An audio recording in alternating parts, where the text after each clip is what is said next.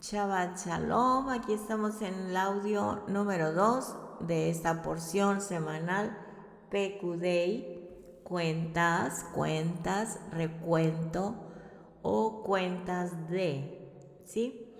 Bueno, hicimos el repaso en el audio 1, ahora vamos a ver de una manera diferente el mensaje, cómo nos habla el Eterno a nosotros hoy en día.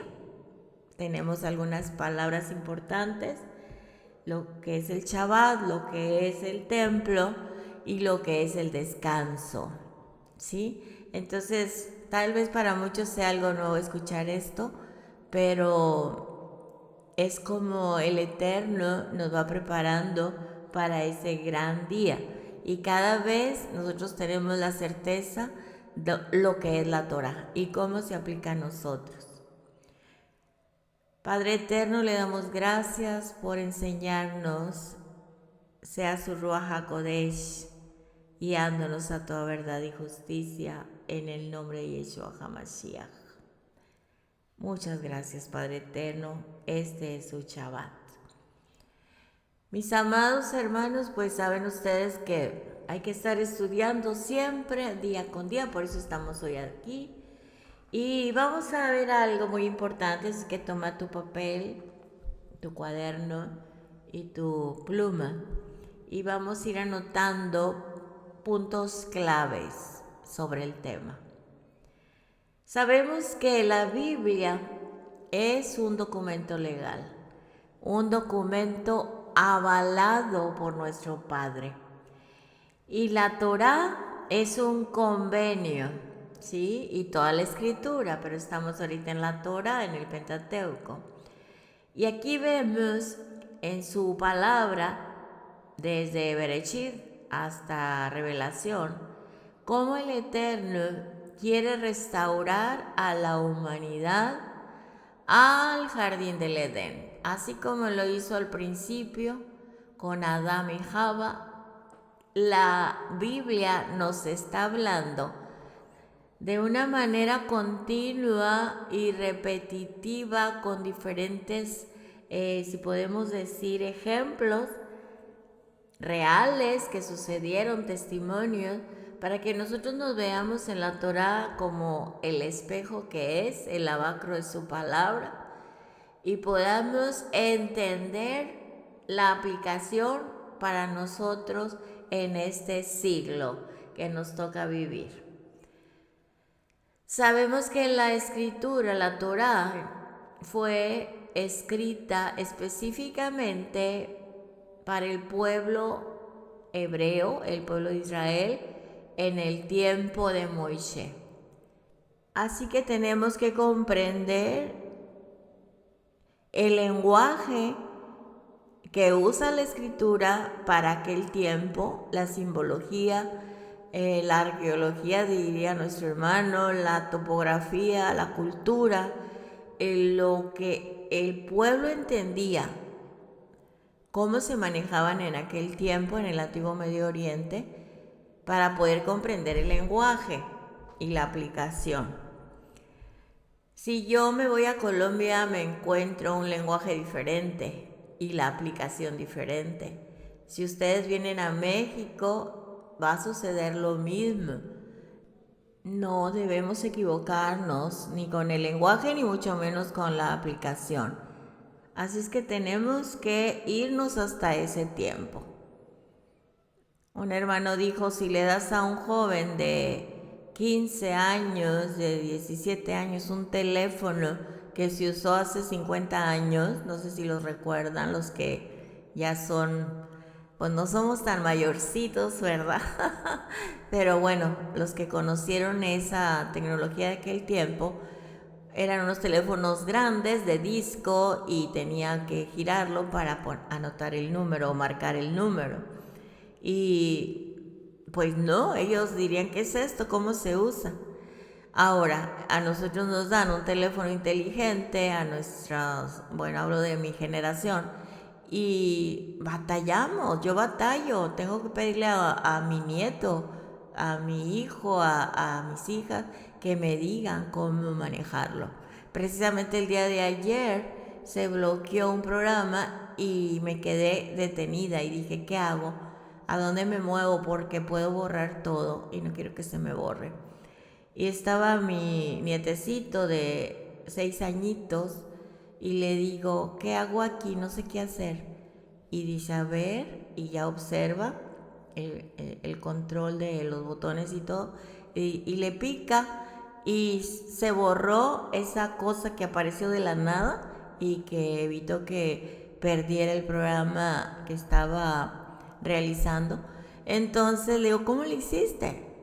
Entonces, de igual manera, si la Biblia fue escrita hace más de 4000 años y la vamos a aplicar en el siglo XXI, mis amados hermanos, pues vamos a decir, muchas cosas no las entendemos. Por eso han estado haciendo versiones con un lenguaje actual. Pero muchas veces, en vez de acercarse a la realidad del momento, de lo que estaba sucediendo en ese tiempo, están cambiando el vocabulario y se están alejando del verdadero momento o del verdadero mensaje, que es muy importante, el mensaje que el Eterno está dando a su pueblo, y muchos se están desviando. Por eso tenemos que irnos a la raíz.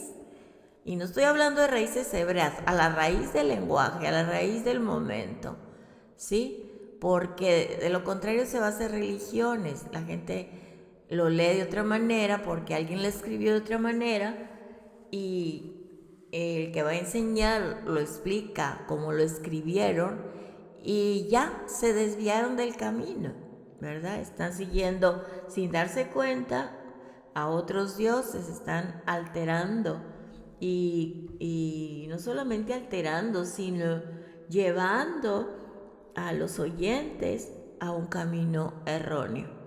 Así es que nosotros estamos de acuerdo que la escritura es un convenio, es un documento legal, hablado por el Padre, establecido por el Padre, que tiene un propósito, y el propósito de él es que nosotros, toda la humanidad, seamos restaurados. Y repito, volver al principio, cuando Adán y Eva estaban en el jardín que el Eterno hace del polvo a Adán y le da del soplo de vida de su espíritu, y fue un alma viviente, y el Eterno se paseaba en el Edén, había una comunión. Eso es lo que el Eterno quiere con nosotros. Entonces todo lo está hablando a través de la palabra, para que nosotros comprendamos que tenemos que regresar al nuevo Edén. Él quiere un pueblo que le alabe, que le sirva, que converse con Él, que siga la instrucción de su palabra, para Él habitar con nosotros. Para eso vino Yeshua, Emmanuel, Dios con nosotros. Pero ahorita no se puede porque hay mucho pecado. Entonces la gente decide a quién va a servir. Pero debido a eso, a través de toda la historia, el Eterno ha ido renovando a su pueblo. Por ejemplo, cuando salieron de Egipto, todos los que salieron no llegaron a la tierra prometida. Eso lo vamos a ver ahorita. Y tuvieron que pasar por el Mar Rojo, que es la inmersión, nacer de nuevo, y luego darles el convenio a través de los mandamientos, cuando subió Moisés al monte Sinai, para darles la instrucción de cómo hijos del Eterno funcionáramos correctamente, para de esta manera Él habitar entre nosotros. ¿Y qué pasó? Ninguno entró a la tierra prometida porque dijeron, vamos a hacer lo que dice el Eterno, cuando se le entregó los mandamientos, pero no lo hicieron. También lo vimos cuando Noé o Noah, todo el pueblo estaba en pecado. El Eterno le dice, haz una arca y que entren allí tú y tu familia. tuvo que limpiar la tierra de todo pecado, con el propósito de formar como al principio a Adán y a Eva sin pecado y el habitar entre la humanidad. En este caso, con Adán y Eva, y después con Noah y su familia. Pero ¿qué pasó? Otra vez se contaminaron. Noah al bajar hizo sacrificios al Eterno, pero otra vez la condición humana hizo que pecara. Cuando el pueblo de Israel sale de Egipto, pasa por el Mar Rojo, luego no llegan todos los que salieron de Egipto, más que la generación más joven. Después cruzan el río Jordán. Allí viene otra purificación, la inmersión. ¿Para qué? Para nacer de nuevo, lo que conocemos nosotros en este siglo. Sí, nacer de nuevo y el Eterno hacer una nueva creación sin pecado. Él siempre ha buscado habitar con nosotros y vuelve a suceder el pecado.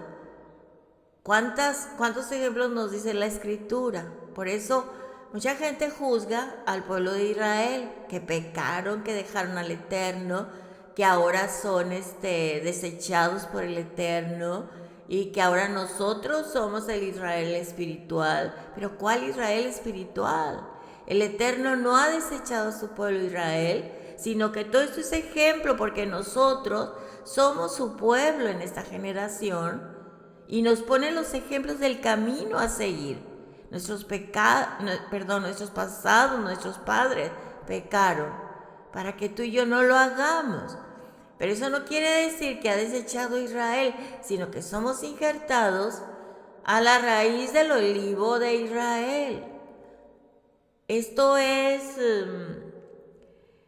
¿cómo les puedo decir? Es ilógico, porque si tú tienes un árbol de buen fruto, ¿sí? El mejor fruto que da, y quieres tú que vamos a hablar de los mangos, voy a poner ejemplo para no confundirnos tanto. Si yo tengo un árbol de mango que da muchos frutos hermosos, pero luego también, y eso me pasó aquí en mi casa, planté un árbol silvestre de mangos. ¿Qué es lo que hizo ese árbol silvestre? Creció tanto que casi levanta los cimientos de esta parte de la casa, y lo que hizo que sus ramas crecieron tanto que se empezó a humedecer una parte de la casa y sus frutos eran pequeños, muy pequeños y muy escasos. Tuvimos que secar ese árbol porque estaba haciendo mucho daño. ¿Qué se hace con los árboles silvestres? Se les injerta del mango del árbol bueno, para que se mejore ese árbol silvestre, ¿sí? Pero a nosotros, como olivos silvestres, que no dábamos fruto porque estábamos en pecado, a nosotros el Eterno, por eso dice que va contra la naturaleza, como olivos silvestres, a nosotros, ¿sí? Por eso dice todo pámpano que no dé fruto será cortado y echado al fuego. Nosotros no damos fruto, a nosotros nos injerta a la raíz del buen olivo, que es Israel. Entonces, si nosotros no estamos injertados en la raíz del olivo, que es Israel, nosotros no vamos a poder dar buen fruto, porque es el pueblo del Eterno. ¿Sí? Entonces, ¿cuál mentira? Esta mentira que han dicho, que el Eterno, y lo repetíamos en el cristianismo, en la religiosidad, respetando a nuestros hermanos porque no lo hacen con intención de ofender a Israel, lo sé, muchos de ellos no lo hacen. Pero tenemos que investigar la Escritura, porque donde dice que el Eterno ha formado un Israel espiritual. Yo no he visto nada sobre eso, sino que usan textos de aquí y de allá para decir que el Eterno desechó al pueblo escogido. Así que si queremos dar frutos como olivos silvestres desechando Israel, vamos a ser cortados y echados al fuego. Pero si reconocemos que el Eterno tiene la raíz del olivo verde y está, bueno, ya es una enseñanza diferente, pero no me quiero salir porque todavía nos falta mucho. Entonces tenemos que ser injertados para nosotros dar frutos buenos. No que Israel, que es el olivo verde, no dé frutos buenos. No, el Eterno en su benevolencia nos injerta para que nosotros bebamos de la savia elaborada del olivo y no seamos cortados. Lo entendimos bien, ¿verdad? Entonces, ya viene nuestro Mesías, damos frutos a través de su Espíritu Santo, su Ruach HaKodesh. ¿Y cómo le vamos a poder decir a la raíz, tú no vales, tú sécate? No podemos hacer eso, porque si hacemos eso, los que vamos a morir somos nosotros. Nos van a cortar y vamos a ser echados al fuego. No podemos hacer eso. Al contrario, ahora, ¿qué decimos de Judá? Que están en pecado, que Israel está en pecado, toda la humanidad está en pecado. Toda la humanidad. Dime un país que no esté en pecado. Una sola persona, dime que no está en pecado. Toda la humanidad. Entonces la gente dice Israel está en pecado. Pero es ignorancia, porque el Eterno vino a buscar a las ovejas perdidas de la casa de Israel, y nosotros somos la casa de Israel, de la dispersión, de las 10 tribus dispersas que nuestros antepasados se inclinaron, se posternaron ante otros dioses, y el Eterno nos saca de Israel. Él vino a buscar a las ovejas perdidas. Y cuando dice la palabra y cuando el Evangelio sea predicado a todas las naciones, Él vendrá. Y vendrá también el fin, pero también habla de que el pueblo de Judá va a recibirlo como su Salvador, a Yeshua. Se les va a quitar ese velo. La oportunidad es para nosotros. Por eso no nos podemos jactar de la raíz, por favor. Al contrario, debemos bendecir a Israel, porque gracias al Eterno por su amor a su pueblo santo, que es cierto, es verdad, hay mucho pecado en Israel, en la nación de Israel y en todo el mundo, del mundo judío. Sí es cierto, hay mucha religiosidad, pero ellos son los privilegiados y por amor a ellos nos da el Eterno la oportunidad a nosotros.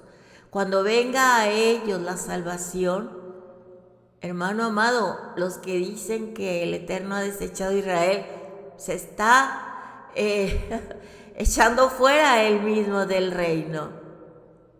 Así que tenemos que salir de esa ignorancia. La palabra habla de que ellos pecaron, tropezaron, cayeron, murieron, el Eterno vuelve a levantar otra nueva creación y la vuelve a levantar, pero no por eso la ha desechado. Es para que nosotros, que no entendíamos el lenguaje, la cultura, adorar solamente al único Elohim verdadero, que fuera de él no hay otro, nos está dando la oportunidad de reconciliarnos con el Eterno. Pero se va a acabar el tiempo. Hoy es el día aceptable, hoy es el día de salvación. Hoy es cuando dice, pega tu boca en el polvo por si aún hay esperanza. Porque se va a acabar el tiempo y va a venir la salvación a Judá. Así es que el Eterno nos está dando una nueva oportunidad para hacer una nueva creación. Ya fuimos inmersos a través del bautismo en el nombre de Yeshua. Ya fuimos injertados a la raíz del olivo verde a través de Yeshua. Ahora solamente nos toca conocer su palabra y llevarla a la práctica, porque no están anulados sus mandamientos. Esa es otra mentira que cuentan en las religiones. Israel espiritual, desobedeciendo los mandamientos del Eterno. Qué gran engaño para la gente. La sorpresa que se van a dar al final del camino. Por eso tú que estás escuchando y yo que estoy entendiendo también, oremos por Israel. Dice, benditos los que te bendigan, malditos los que te maldigan. Al decir que el Eterno los ha desechado, están maldiciendo a Israel y no se están dando cuenta. La bendición les viene gratis por haberlo hecho aún en la ignorancia, en vez de investigar la Escritura. Así que, repito, la Escritura es un documento legal en el cual, en ese documento legal, del convenio legal, el Eterno quiere restaurar a la humanidad. Y restaurar quiere decir volverlo al jardín del Edén. De nuevo, de nuevo. Esto es el todo de la Escritura. Ahora, la Escritura dice que cómo Él puede restaurar a un hombre caído, volverlo a su espacio sagrado como una nueva creación. Es la oportunidad que tenemos hoy, mis amados. Y nos lo dice la Escritura, por eso estamos estudiando. ¿Sí? Porque el convenio, ahí dice toda la instrucción para que nosotros seamos restaurados, haber salido a través de Yeshua y de la obediencia a sus mandamientos, haber salido del pecado como hombres caídos, y nos levanta y nos trae de nuevo a su espacio sagrado. Y eso es lo que estamos haciendo ahorita, porque va a llegar el momento en que Él va a limpiar la tierra. Dice la Escritura que 2/3 de la humanidad va a ser borrada y solamente 1/3 va a ser salva, donde el Eterno va a habitar con nosotros, porque estamos en obediencia a su palabra desde Bereshit hasta Revelación. Zacarías 13:8. En su tiempo, por toda la tierra, dice el Todopoderoso, 2/3 de todos en ella serán cortados y morirán, pero 1/3 permanecerá. ¿Alguna duda? 1/3 de los creyentes, fieles, obedientes a la Torá y al Mesías, nuestro Mesías Yeshua, será salvo. Solamente 1/3. Así que esta es una pequeña introducción. Ya se nos grabó, ya se nos quedó en nuestro Ruach que la Escritura, la Biblia, es un documento legal, ¿sí? Porque es el convenio del Eterno que quiere restaurarnos y formar una nueva creación, un pueblo santo apartado para volver al Edén, a su espacio sagrado. Pablo habla de que somos una nueva creación en 2 de Corintios. El mensaje de nueva creación, un pueblo nuevo, apartado, prevalece a través de toda la escritura del libro de Éxodo, que hemos estado estudiando, ¿sí? De Génesis también, el libro de Génesis y el libro de los profetas, específicamente el libro de Isaías, del profeta Isaías, del capítulo 40 al 66. Habla todo esto, lo del templo que estamos estudiando también, nos está hablando de una nueva creación, de cómo debemos ser nosotros. La historia de Juan el Bautista comenzó en el desierto y termina con el jardín. Yeshua, 40 días en el desierto, hace inmersión en el río Jordán, una nueva creación, y después termina con el jardín cuando resucita. Miriam lo va a ver a la tumba y no está. En Juan capítulo 20, verso 15 dice, Yeshua le dijo, mujer, ¿por qué estás llorando? ¿A quién buscas?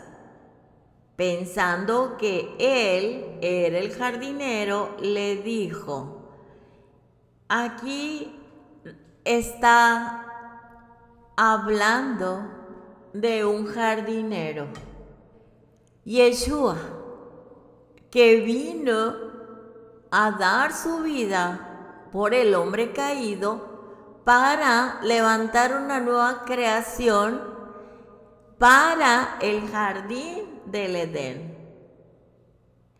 Así que el templo del que estamos estudiando se convierte en el centro de adoración de Israel y debemos comprender el lenguaje con el que nos habla la Escritura. Y la palabra lo leí en Éxodo capítulo 20. Tenemos que ver los patrones para entender de qué está hablando esta parte. El patrón es la creación, ¿sí? Y cuando terminó la creación, en el séptimo día, creó el Shabbat. Entonces, el Shabbat y el templo, porque es para adorarle, ¿sí? Como estaba levantando el tabernáculo, se convirtió en un centro de adoración. Establece el Shabbat en Éxodo y el templo están vinculados y conectados con la cultura de aquel tiempo, con la cultura del antiguo Medio Oriente, que si checamos, investigamos qué significa para el antiguo Medio Oriente la palabra descansar, que descansó el séptimo día y estableció un día apartado solemne para entrar en un descanso. Así que es muy importante que nosotros lo entendamos. Para el cristianismo, el descanso del Shabbat ellos lo rechazan, ¿sí? Porque en realidad el sistema religioso cree que no se debe descansar en el Shabbat. Ahora, el sistema religioso judío enfatiza demasiado el cuidado de celebrar el Shabbat, ¿sí? Y lo hace de una manera superlativa. El sistema religioso cristiano le quita al Shabbat todo lo que la Escritura dice para no observarlo de ninguna manera. Así como Israel está desechado, Israel el pueblo de Dios y ahora Israel espiritual, así es el sistema religioso. Rechaza el Shabbat, que viene a simbolizar el templo donde se adora al Eterno, el espacio sagrado que tú haces en tu hogar. Entonces, si ellos lo rechazan, pues están rechazando algo tan maravilloso que el Eterno está poniendo a nosotros, ¿sí? A través de Yeshua, que nos da ese regalo de entender la Torah y de obedecer sus mandamientos, porque si no guardamos el Shabbat, vamos a ver más adelante de qué se trata el descanso. El descanso en Shabbat es un mandamiento. es una señal del pacto. Establece un entronamiento, el entronamiento del Eterno, ¿sí?, sobre la creación.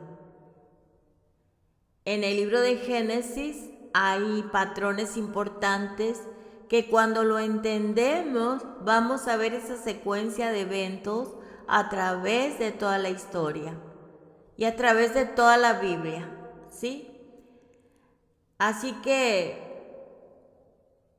lo hemos estudiado no enfocándonos en que el Eterno, su propósito es formar, tener una nueva creación, un pueblo santo apartado. Aquí hay un mensaje muy importante y en toda la escritura sobre la creación, anotemos esto, la creación, sobre el Shabbat y sobre el templo. Estas tres partes van juntas. Muy bien, creación, Shabbat y templo.